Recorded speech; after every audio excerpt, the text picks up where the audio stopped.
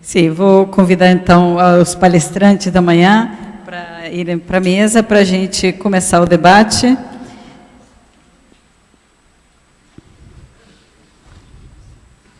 Então, por favor,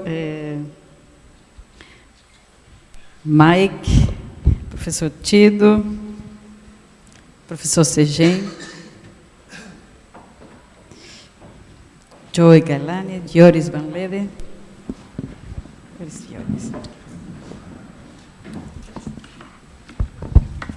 E Eloy.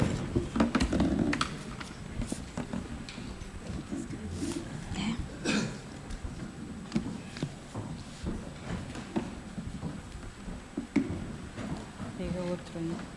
Pega outro.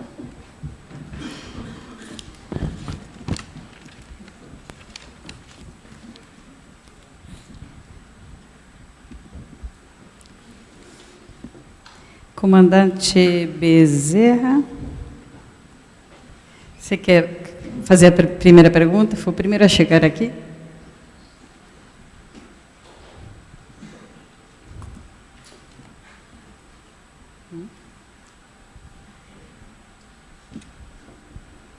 Muito boa tarde a todos.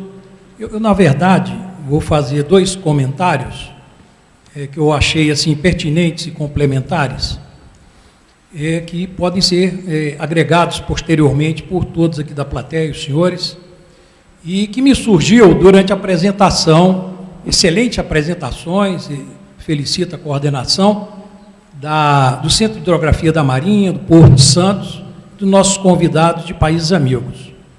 E isso mostra, inclusive, o interesse que nós estamos tendo pelo mar, né? O mar agora como um patrimônio, o mar com a Amazônia Azul, a nossa zona econômica exclusiva, e surge agora nós brasileiros voltando nossos olhos para essa área de riqueza que o mundo está avançando, como nós sabemos. Mas o meu comentário é sobre a segurança da navegação e outro sobre a homologação de canais de acesso a portos. É de uma maneira muito breve, né, que eu vou comentar isso, que eu julgo importante. Eu gostaria de dizer que o ator interessante do que tudo que nós vimos aqui, portos, sedimentos, a questão ambiental, tem um ator importante, é o navio com sua carga, o navio com passageiros. Não é? Eu queria dizer que o navio, talvez até contribuindo para isso, ele está sujeito a muitas legislações internacionais. Aqui no Brasil, por lei complementar, cabe à Marinha do Brasil exercer a autoridade marítima. Por exemplo, as tripulações dos navios seguem a norma 1 e 2, são normas da autoridade marítima, baseado na STCW. Todos os marítimos têm que ser treinados, certificados, cada um o seu curso específico. A questão da Marpol, que o navio, dentro ou fora do porto, tem 6 anexos à Marpol, um deles sobre o lixo, produtos tóxicos, sobre a poluição do ar, sobre a poluição por óleo. E a Marinha, junto com o IBAMA, aplica multas, uma série e busca isso, junto com a ANP também, que essa poluição seja, digamos assim, preventiva. Temos também as solas, que regula equipamentos, segurança da navegação. Então, o navio, ele é seguro antes e depois está sujeito a muitas normas. Tem a questão do SAR, a água de lastro, que nós comentamos aqui, de micro-organismos agressivos, também um dos itens da norma, se não me engano, número 23, a questão da água de lastro é fiscalizada. Bom, então era sobre esse aspecto de dizer, complementamente, que o navio está sujeito a normas internacionais, águas exteriores, interiores, e que tem legislação nacional acerca disso. Um outro comentário importante, que eu já tenho ouvido em outros lugares que estamos, é a homologação de canais. O canal é dragado, o canal é alargado, aprofundado, tem a demarcação, tem a questão de acesso, uma série de coisas. E tem às vezes dizem, poxa, mas a Marinha não está homologando com rapidez o canal. Mas aí vem uma questão, lembra até a questão poética, navegar é preciso, no sentido de exatidão, de posição exata. Então, num canal de acesso a um porto, que pode um navio encalhar, produzir poluição extrema, a Marinha exige um levantamento correto para que os práticos, junto com capitães do porto, junto com a autoridade portuária, possa garantir perante aos navios, carga, seguro, que aquele canal é navegável naquela, digamos assim, sob aquelas condições. E hoje nós sabemos as questões de densidade, erosão, depósito, que todos esses portos estão sujeitos. Então, gostaria de dizer que, nessa hora de homologar um canal, que tem questões legais, questão de custos, seguro, cargas, navios, né, e impedir, às vezes, um porto de um certo porte atravessar um navio, isso causa um problema comercial e de contratos muito grande. Portanto, eu gostaria de dizer apenas, nesse ponto, a Marinha procura ser rigorosa com os levantamentos precisos. Nessa hora, o navegar é preciso, dentro de canais e acesso. E era isso que eu queria dizer, complementar tudo isso que nós assistimos e felicitar a todos aí. Professor Tida, quer comentar?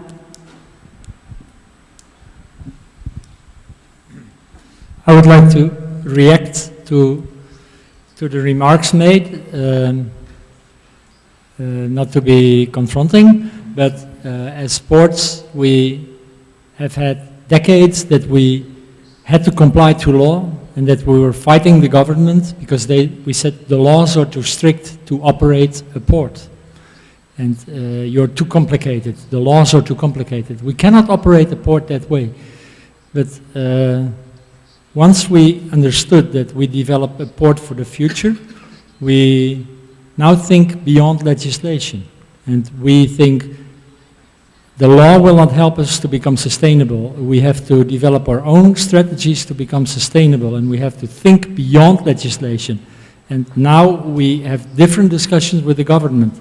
Not that they are too strict, but that they sometimes even could be stricter to fade out old technology, but they have to make more room for new technology. They have to facilitate the bottom-up process of the greening of the ports. And I think also if you look at shipping, there is a chance to join hands in shipping to start a greening process out of the shipping, because that would get rid of the fights against legal issues and that you will never win. And you shouldn't try to find the edges of the legal situation, but should overcome it by the green growth strategy, by the sustainable strategy yourself. But that's just an inspiration. It's nothing more than that. And an example from practice of the port. Thank you. Someone else would like to comment on the same subject?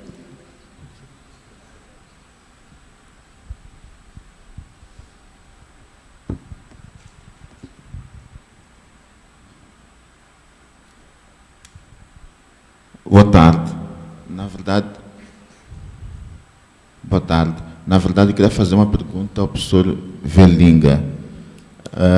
Eu fiquei impressionado pela preocupação com os mamíferos e nos estudos que se fazem do ruído que as dragas fazem, no trabalho que fazem no Porto de Rotterdam.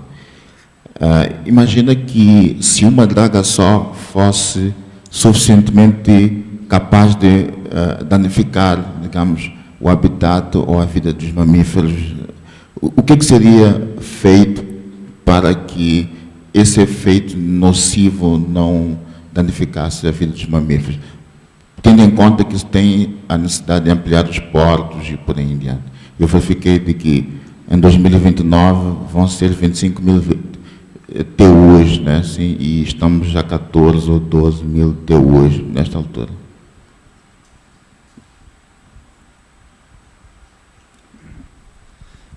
Thank you for the question. I think if one dredger would have a harmful effect on one single mammal, everybody would notice and everybody would see that there's an effect and it would be tackled with. It's more like that many dredgers may have an effect on populations on the long term, as shipping in coastal waters may have effects on populations on biodiversity. So it was important for the single project to see if this project itself could have an effect on migration routes, and not single animals. But what we learned is that there was already a lot of underwater noise, and we learned about the importance of monitoring. to know about the system, because the system is much more self-regulating and self-restoring than you think, but you need to know about it. You need to know about natural dynamics, how they relate to human impact dynamics, and then you can manage. If you want to manage nature conservation sites at the North Sea, you need to know about underwater noise from shipping routes. And if you know them all in advance, you can plan them, you can zone. But if you don't know it, you don't know how to do it. So it starts with monitoring and knowledge, and then decisions on management. Okay, thank you. Temos 3 perguntas relacionadas. Uma veio do grupo que está lá na tela. Na verdade, a pergunta que a gente não entendeu o primeiro dia é o grupo do Labomar, lá da Universidade Federal do Ceará. Eu comentei antes que esse evento está sendo transmitido ao vivo, né, via internet. Então, a gente tem recebido algumas questões. Então, essas são 3 questões relativas ao INPO, então, que vão dirigidas ao professor Segem. Então, uma delas é se a OS seria o único modelo possível, né? A única alternativa para a criação do INPO. A segunda é se haveria conflitos de atribuições entre INPO e INPH. E a terceira pergunta é sobre como o INPO pode contribuir com a sustentabilidade, né, o assunto desse seminário aqui, para a região costeira e portos e hidrovias incluídos nesse contexto. Ok, são profundas aqui as perguntas. Vou tentar ser breve, né? O modelo OS, né, de organização social, em inglês, talvez para que os nossos colegas entendam, is a Federal Funded Research Institute. Né? É um dos modelos que hoje tem sido exercitado no próprio Ministério de Ciência e Tecnologia para alguns novos institutos, no sentido de dar maior flexibilidade de operação. Nós sabemos que hoje no Brasil, um dos grandes inimigos da pesquisa, do desenvolvimento e da inovação é a burocracia, né? E a organização social, ela visa facilitar, né, a gestão de uma forma mais objetiva e sem esbarrar em tanta burocracia. É claro que ainda leva uma carga burocrática, mas essa é a principal razão. Não tem nenhum sentido ideológico ou de outra natureza, a não ser dar maior flexibilidade para que se cumpram os objetivos desse instituto. Então, essa é a razão da OS. A OS vai ter quadros próprios, contratados, CLT, enfim, vai fugir um pouco da lógica do serviço público, que a gente sabe tem inúmeros problemas. Outra questão sobre conflito com o INPH. Eu não vejo esse conflito, né?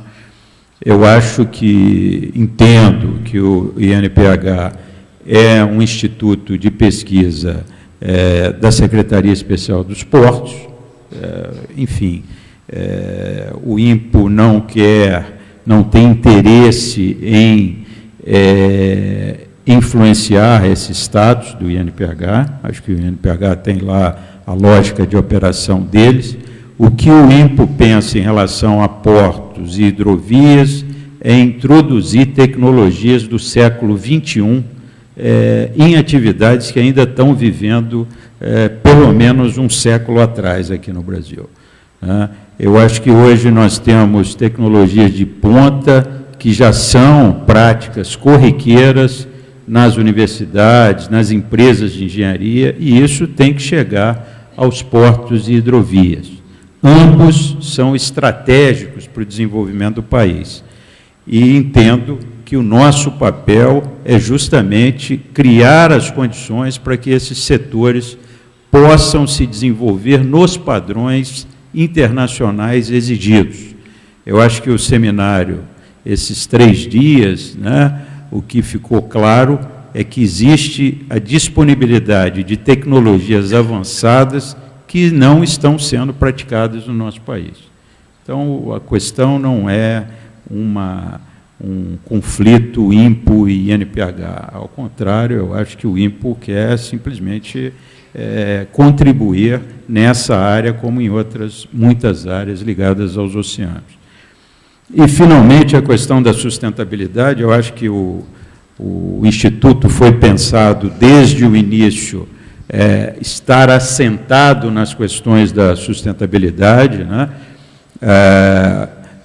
Trabalhos fundamentais de monitoramento, de disponibilidade de dados em tempo real, tudo isso vai contribuir para termos programas de sustentabilidade mais bem estabelecidos, e entre eles eu diria que o nosso grande problema nos próximos anos vão ser advindos das mudanças climáticas, né? E a costa, a gente sabe que é a região das mais vulneráveis às mudanças climáticas. Não só a mudança em termos de regime de ventos, eventos extremos, mas principalmente a própria elevação do nível do mar. Eu acho que é uma questão de fundo que nós vamos ter que tratar com grande atenção aqui no Brasil. Obrigada, Serginho. Temos uma pergunta aqui.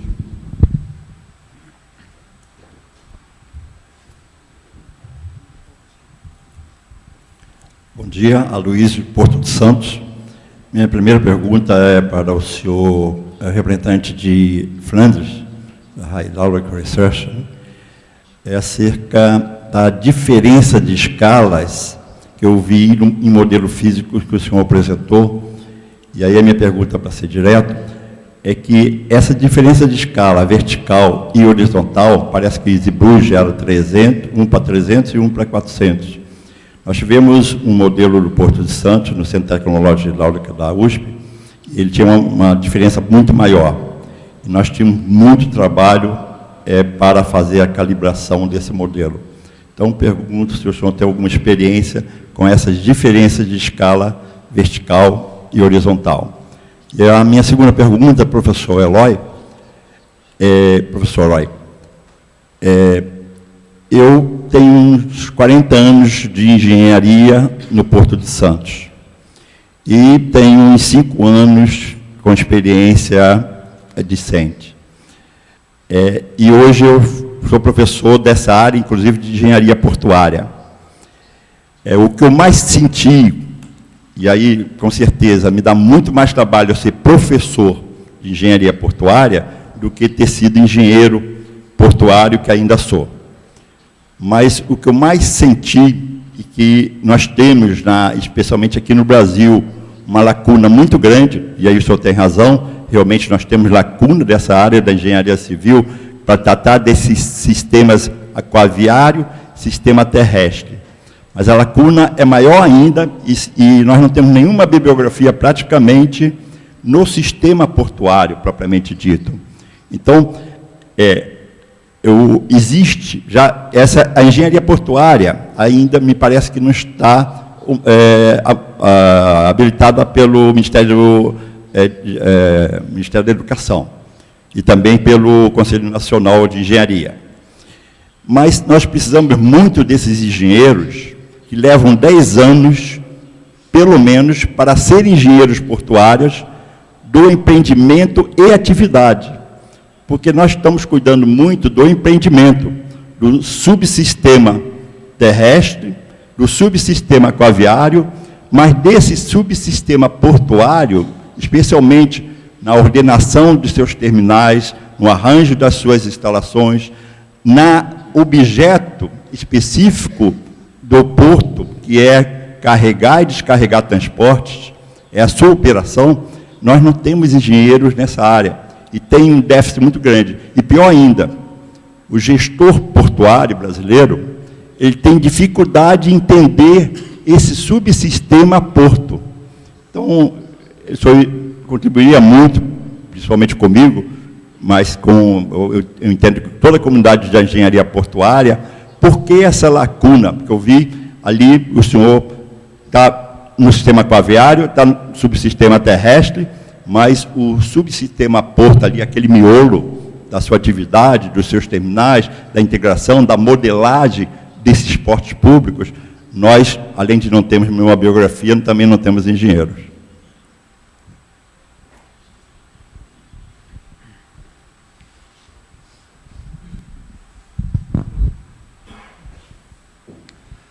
Let me start with the first question on the scaling laws. It was you saw correctly that we have what we call a distortion factor, a vertical distortion factor of 3. So our vertical scale is not the same as a horizontal scale. In designing a physical scale model, you always choose which scaling laws you obey and which you stress a bit, and that depends on the application of our model. Now, we chose in the Zeebrugge model to extend the vertical scale because we believed, also due to measurements, that the vertical processes or the vertical distribution of, for instance, velocity was in this case for Zeebrugge not important. We didn't want to investigate that. That gave us the opportunity to extend the vertical scale a bit, which makes it easier to do correct measurements.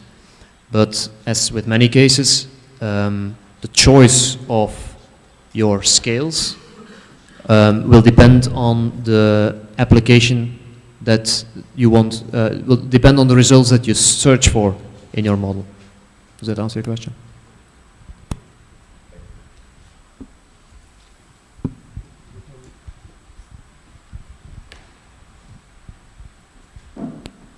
Esse aqui está funcionando, só desliguei. Doutor Luiz, obrigado pela contribuição. No nosso quadro de disciplinas, nós temos, creio que 12% da carga horária voltada à área portuária. Eu não tive tempo aqui de detalhar muito as disciplinas, mas nessas disciplinas da linha mais portuária, existem disciplinas que tratam exatamente disso que o senhor falou.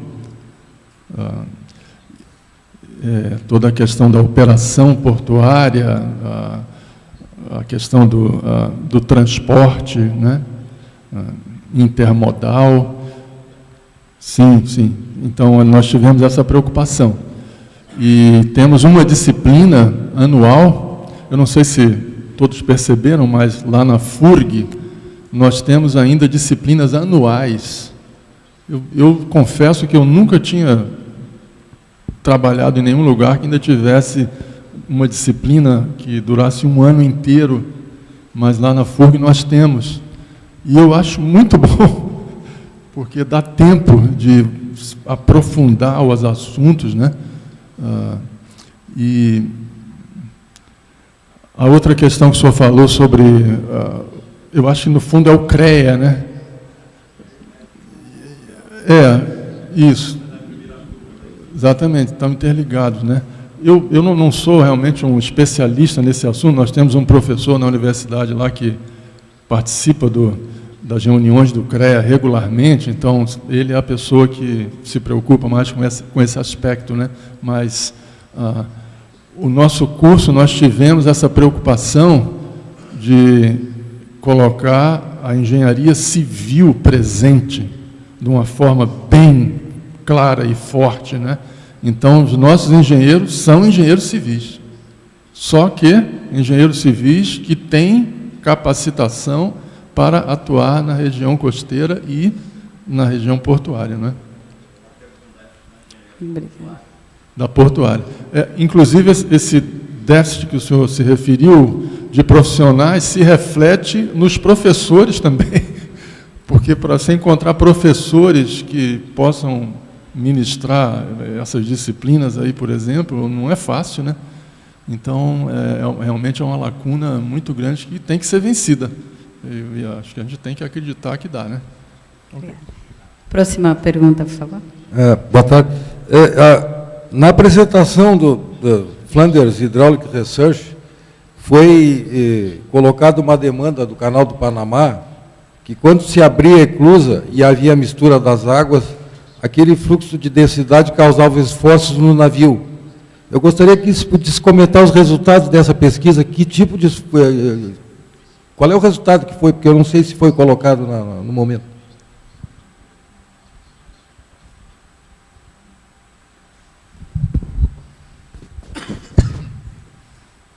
Sorry, I don't know if I understood the question correctly. You're asking which research question we had while doing this research?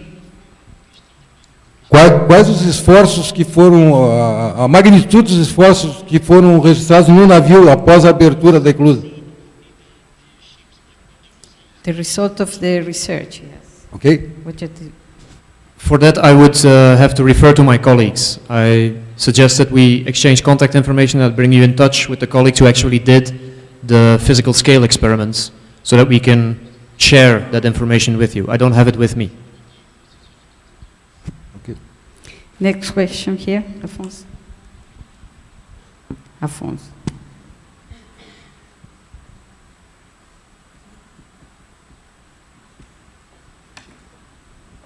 A minha pergunta vai para o Tiedo. Eu gostaria de saber quanto tempo se deu o projeto, desde da sua concepção até a implantação, e como foi a integração dos stakeholders, principalmente os stakeholders voltados para a área de sustentabilidade. Okay, the project itself, after there were maybe 15 years of thinking, government and Port of Rotterdam, if we should do it, started in 2004. Then we made our detailed designs, detailed environmental impact assessments, and now 10 years later, we have the first container. So you could say 10 years, and I think it's a reasonable time, 5 years for study and negotiation, and 5 years for building. And it's a lot of study, but I think the more you study, the more you can earn money back on the longer term. So I think it's good to invest in knowledge for such projects. Negotiation with stakeholders was in a moving strategy field. First of all, we were not allowed to talk to Friends of the Earth because they were enemies and they wanted court cases against us, and they mobilized the public opinion and they collected money to fight us in court.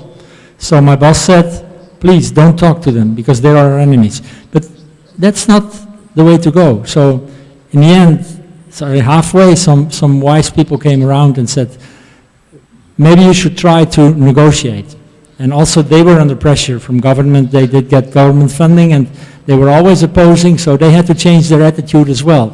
And at that time we came in and we had some mediator and we could reach an agreement with them, which even gave us the compliments of the Prime Minister. But I think it's a way of up to the ceiling. You have to change the way of thinking. You have to change your attitude. So it was under pressure, risk control that we negotiated, but now we realize that we have a good contact with Friends of the Earth and we have a long-term relationship, although we always have discussions. Now they discuss about that we should prohibit certain cargo, whale meat, Nordic oil, but I think that's good to discuss this up front and not in front of the court. So I hope that is a little bit answering your question. Afonso, próxima pergunta. Bom, eu não tenho precisão, lembrança de em qual apresentação foi colocada uma afirmação que diz o seguinte: minimizar custos não significa necessariamente maximizar o resultado ambiental, a sustentabilidade.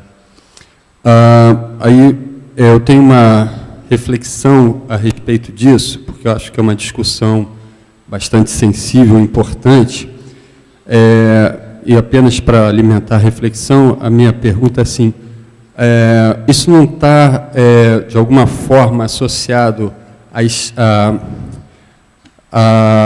escala da minha análise, particularmente incluindo o tempo, ou enfim, o que eu estou levando em conta para fazer essa contabilidade. Então, eu queria ver se quem colocou essa afirmação, que eu não lembro, pode falar um pouquinho sobre isso. Enfim, essa é a pergunta. Is on. I made that statement. I think on new projects, there's always a starting point as to what Close. are the. Sorry, there's a starting point as to how are we going to start thinking what are the preferred solutions, preferred layouts to look at, and typically a new port may be a 20-year project built, and then it operates for 20 years. So the timescale for thinking about CapEx and OpEx is that sort of timescale. Actually, OpEx over the full 20 years it's not so important. It's the first few years of that really feature in the calculation.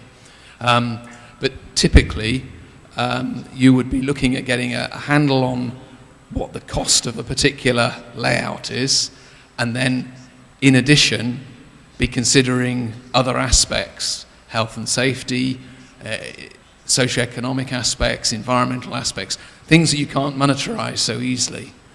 But you have a relatively simple matrix of these things that you're trying to gauge whether you can select or refine the various options you're going to look at in more detail.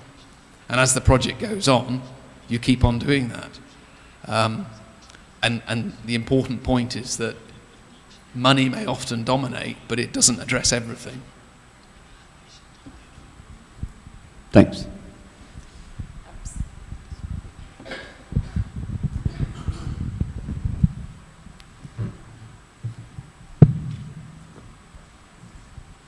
Eu sou o Luiz do IPT, São Paulo.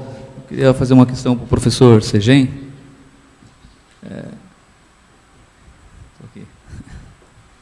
A minha curiosidade, a gente ouviu muito pouco sobre hidrovias aqui nesse seminário, e aí eu estou curioso para saber se o INPO tem planos de entrar continente adentro. Nós temos uma série de problemas nas hidrovias brasileiras e eu imagino que poderia contribuir muito nesse aspecto. Eu queria saber se existem planos efetivos para contribuir com esse tema também. Eu não vi, por exemplo, Ministério dos Transportes relacionado, que talvez tivesse uma íntima relação com esse tema, então me despertou a curiosidade. Ok, agradeço a pergunta, eu acho que é importante situar o papel do INPO. Nós desenvolvemos uma agenda científica para o INPO, que foi finalizada há poucos meses atrás, e certamente a parte de hidrovia está contemplada, né? O que nós entendemos é que alguns corredores de escoamento, principalmente de safra e outras mercadorias, devessem ser privilegiados nesses estudos iniciais do INPO. Ou seja, o INPO tentar aglutinar núcleos que já trabalham com hidrovias e buscar um tratamento estratégico para algumas hidrovias nacionais, né? O que todos nós sabemos, né, é que o excessivo transporte rodoviário, né, que faz parte da nossa matriz, ele é de uma certa inviabilidade se continuar nesse ritmo de crescimento, né? E as hidrovias, no caso brasileiro, elas certamente poderão fazer um diferencial importante na área de logística. Assuntos que foram levantados para que o INPO dê prioridade são obras civis nessas hidrovias, né? Regularização de hidrovias, problemas de calado, problemas sazonais, né? de regime de chuvas, né? Que possam manter calados mínimos de navegação, né? As eclusas, certamente, planejamento de eclusas e algumas inovações ligadas a eclusas, enfim, foi elencado algumas prioridades que o INPO deva se debruçar aí no início desse processo, mas, fundamentalmente, tentar trabalhar com algo muito pragmático, muito efetivo, que são os fluxos de escoamento de safra agrícola, por exemplo.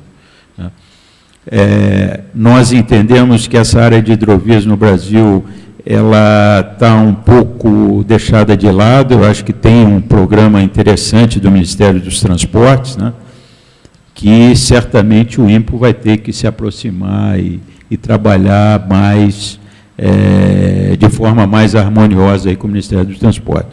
Eu diria que essa interação com o Ministério dos Transportes, no momento, ainda é pequena.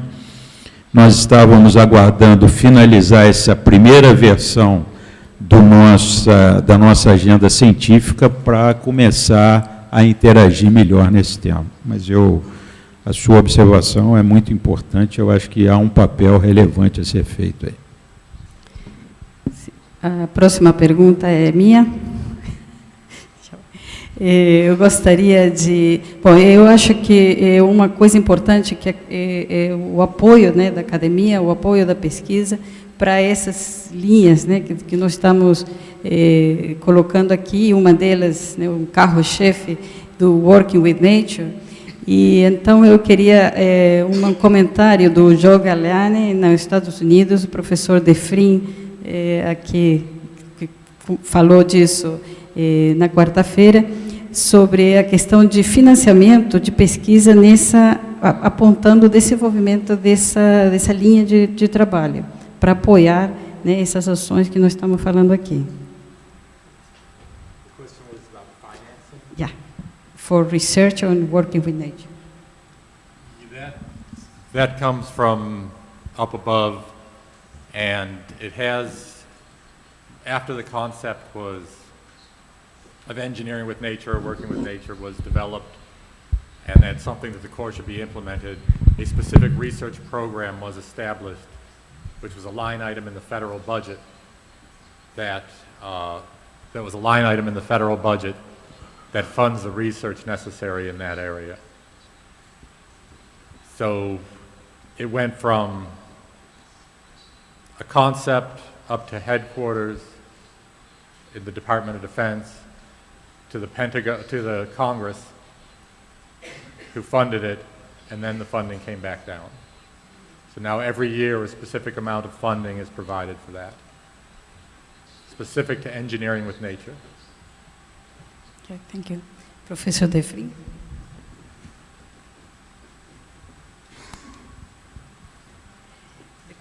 The question was also for you. I'm jealous of the United States. But the driver behind it is that people see the use of building with nature and working with nature. And in your case, that translates itself into a federal budget. In our case, it translates itself into the willingness of projects to co-finance research to bring building with nature or working with nature further. So the effect is the same, but the financing structure is somewhat different. But who cares? Right. I should say we do have cost shares now with districts that fund some research, but it really had to be initiated at the Washington, D.C. level initially. And then when the partners, the districts, saw the benefits of it, they started to put some money in, but the bulk still comes from Washington, D.C. Yeah. In our case, you also see that project owners, so not only contractors, but also project owners who commission the contracts, like the Harbor of Rotterdam, they see the use and they claim that a working with nature approach is taken. So if you don't get the job. And that's a very strong driver, of course.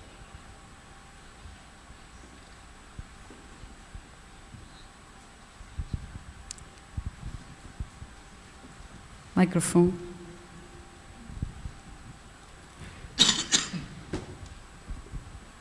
Boa tarde, eu sou Ana Dantas, da Universidade Federal do Ceará, egressa do mestrado de lá, em Dinâmica Costeira.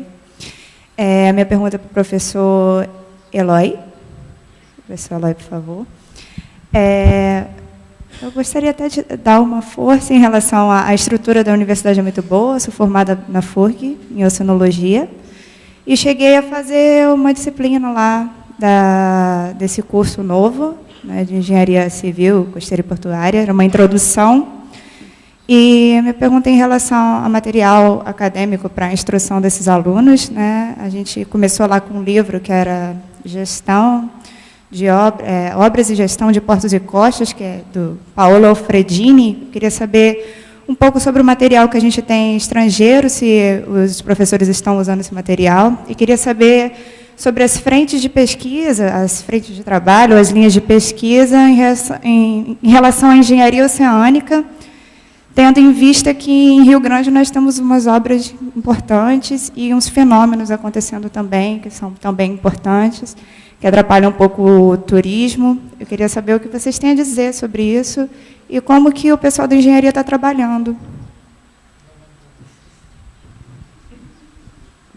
Como é o seu nome mesmo, por favor? Ana Carolina Dantas. Ana Carolina. Sim, você tocou em um assunto muito importante. Bibliografia para esse tipo de curso. Além desse livro do professor Alfredini, lá da USP, olha, em português eu não conheço nenhum. É exatamente por isso que eu estou perguntando, que a gente tem pouca bibliografia nacional, né? Inclusive, lembrando os nossos professores, nossas autoridades acadêmicas, que, por favor, vamos produzir, porque, para mim, não é uma dificuldade, a gente realmente usa muito a bibliografia dos nossos amigos estrangeiros, não é fraca, muito boa, e a gente deveria realmente trabalhar em cima disso. Eu acho que, bom, tudo tem um motivo, né? E talvez o motivo pela inexistência de bibliografia na nossa língua é que esse assunto ainda é novo para nós, né? E eu acredito que a partir de agora talvez comecem a surgir livros escritos por brasileiros em português, porque, é claro, aí você então estuda nos livros em inglês. Olha, nós estamos falando de jovens de 18 anos, não é fácil, a gente tem essa experiência lá. O pessoal da graduação tem dificuldade em ler inglês. Não sei se era o seu caso, Ana, mas é difícil estudar inglês na graduação, né? Então, eu acho que isso aí é mais uma lacuna que se apresenta para ser suprida, né? Quanto à sua outra pergunta, olha, quando eu mostrei ali a foto aérea do campus da FURG, perceba a minha pronúncia, FURG, certo? Bom, o campus da FURG tem lá uma partezinha lá no canto que tem 2 prédios, são 3, não é, Valdir? 3 prédios grandes. Então, nós pretendemos, na nossa universidade, ter um laboratório para modelos físicos. Então, a área física já está sendo construída. Claro, depois de ver aí as facilities, as instalações dos nossos amigos, aí, a gente começa a achar que, bom, talvez alguma coisa acadêmica dê para fazer, né? Mas não, a nossa intenção não é, enfim, trabalhar no nível que eles trabalham. A gente não tem condição de fazer isso, né? Mas eu acho que coisas mais simples nós vamos poder fazer, sim, lá na nossa universidade, né? Se a coisa avançar, porque os prédios vão ficar prontos agora, início do ano que vem. Aí nós vamos ter que instalar os equipamentos. Aí é um outro capítulo, né? Que a gente vai ter que resolver, mas, enfim, vamos tentar, né? Então, olha, é um desafio. a real challenge. Então, eu acho que para quem gosta de desafios, essa área realmente é uma maravilha. Ok, temos mais uma pergunta das meninas aí. Boa tarde. Oi. Eu sou Juliana, eu sou do Departamento de Geoquímica da UF. E uma pergunta sobre o INPO, que na sua apresentação você mostrou algumas universidades que estão participando desse instituto, e a UF era uma das universidades que não estava contemplada dentro dessa apresentação. Eu gostaria de saber por que não está e se teria alguma... Como que se faz isso? Juliana, né? Não, em primeiro lugar, falar que todas são bem-vindas, né? Aquele slide foi só uma configuração inicial do INPO, que, para ele poder se configurar como uma organização social, ele tem que se organizar inicialmente como uma associação. Então, naquele momento, por iniciativas dispersas, foram convidados cerca de 40 pessoas, né, se não me engano, que no dia da fundação estiveram presentes na Academia Brasileira de Ciência. Então, aquilo é só uma fotografia inicial dessa associação.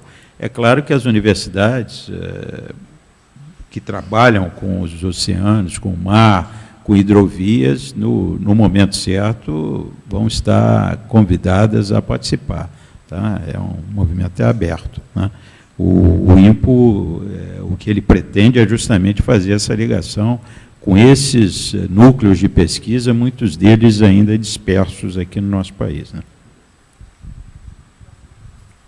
May I come back to the previous question about the English language? Because I think you shouldn't take it for granted that people don't speak English.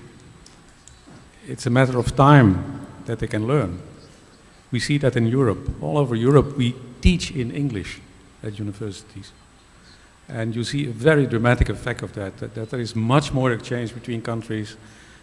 Universities become much more international, and that's very, very profitable.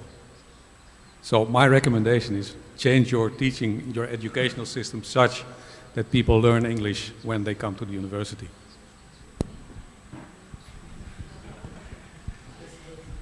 He's Tatya, he's not... Suzana, posso fazer uma observação? I agree with the professor, and I heard from an English professor a few years ago, very interesting remark, that the language, the technical language, it's the bad English. The bad English is the international academic language. Then I agree that our students should try harder. The real Esperanto. We have a last question, a última, ok? Na verdade, é só uma colocação sobre o livro. Tem um livro publicado pela Universidade Federal de Santa Catarina, Portos, Rios e Canais. É um livro nessa área muito interessante, ele já deve ter sido publicado nos anos 70, 80, mas dá muitas informações técnicas, mais ou menos no modelo que o professor Alfedrini publicou agora, recentemente, né, com a parte de movimentação, atracações, estruturas, dragagens, e ele é bem didático, né, para quem não sabe como fazer, lá explica passo a passo todas as partes de um derrocamento, dragagem, coisa parecida. Então tem essa publicação que é bem interessante. Esse livro é o do professor Colombo Salles, não? Isso mesmo. Eu conheço. Então, a última pergunta. Lembrando que nós temos mais uma sessão de debate no final da próxima rodada de palestras. E, bom, então... Diego, da Universidade de São Paulo. A minha pergunta vai para o Mike e também, eventualmente, se o professor Tiedo quiser complementar. O que me chamou a atenção na palestra do Mike foi uma sentença que é Smart Projects Can Save Money. A gente sabe que o projeto e a concepção, e o projeto básico, executivo, eles representam muito pouco perto do empreendimento todo, em torno de 10%, 15%. Diante dessa euforia que a gente tem de construir rápido, os players estão querendo investir dinheiro, mas querem um retorno rápido, como que a gente consegue convencê-los, o principal stakeholder, que é o cara que põe o dinheiro, convencer que ele não pode queimar essas etapas, de conceber, de criar, de estudar alternativas, e com aspectos ambientais, inclusive. E gostaria que o professor Tiedo também desse um rumo para a gente de como que isso é feito na Europa. Convencer o principal investidor que ele não pode queimar essas etapas importantes anteriores na concepção.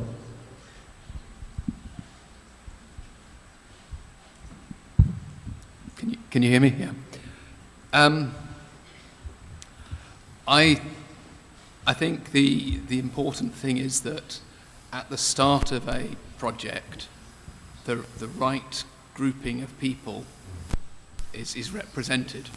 And they're not just engineers, there's some scientists who are going to apply more of the caution and let's explore.